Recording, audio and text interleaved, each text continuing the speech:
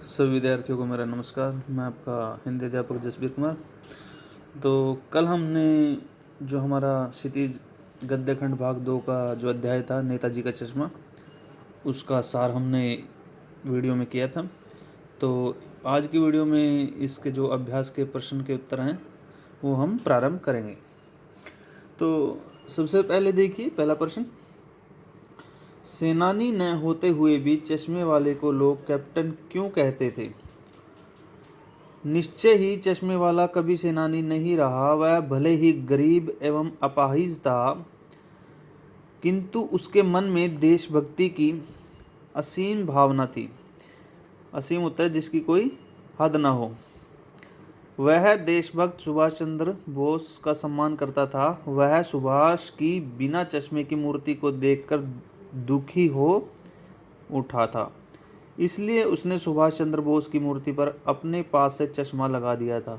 उसकी इस देशभक्ति की भावना को देखकर ही उसे सुभाष चंद्र बोस का साथी होने का तथा उनकी सेना का कैप्टन होने का सम्मान दिया था, भले ही उसका यह नाम लोगों ने व्यंग्य में रखा हो। व्यंग्य होता है हंसी मजाक, किंतु वास्तविकता यह थी कि वह इस नाम के योग्य भी था। हालदार साहब ने ड्राइवर को पहले चौराहे पर गाड़ी रोकने के लिए मना किया था, लेकिन बाद में तुरंत रोकने को कहा। तो हालदार साहब पहले मायूस क्यों हो गए थे?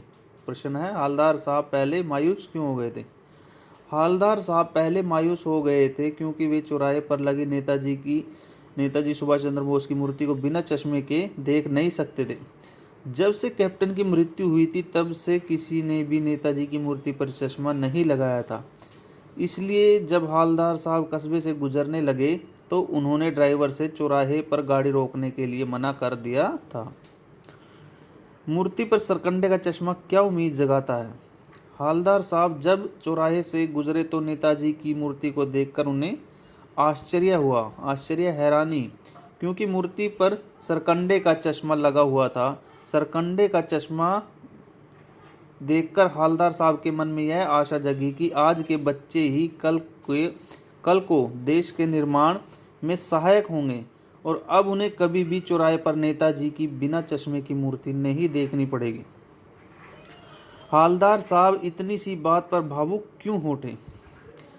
कैप्टन की मृत्यु के पश्चात उन्हें ऐसा लगता था कि अब नेताजी की आंखों पर चश्मा लगाने वाला कोई नहीं बचा, किंतु जब उन्होंने नेताजी की मूर्ति की आंखों पर सरकंडे का बना हुआ चश्मा देखा तो वे भावुक हो उठे कि देश में अभी भी देशभक्ति जीवित है, मरी नहीं। सुभाष चंद्र बोस जैसे नेताओं का आदर करने वाले लोग देश में अभी भी हैं।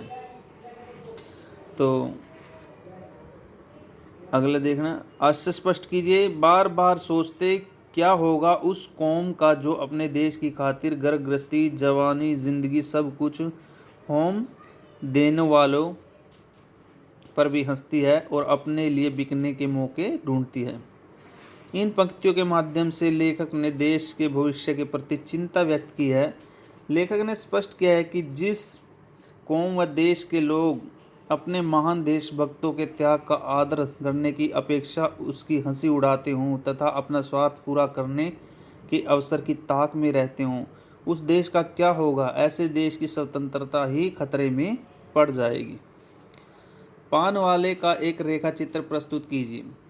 पान वाला सदा पान चबाता रहता था। वह स्वयं भी चलती फिरती पान की दुकान सा प्रतीत होता था, क्योंकि उसके मुंह में सदा ही पान ठूसा रहता था। वह पान के कारण कुछ बोल नहीं सकता था। यदि उससे कोई बात करता तो बोलने से पहले उसे 2 बार थूकना पड़ता था।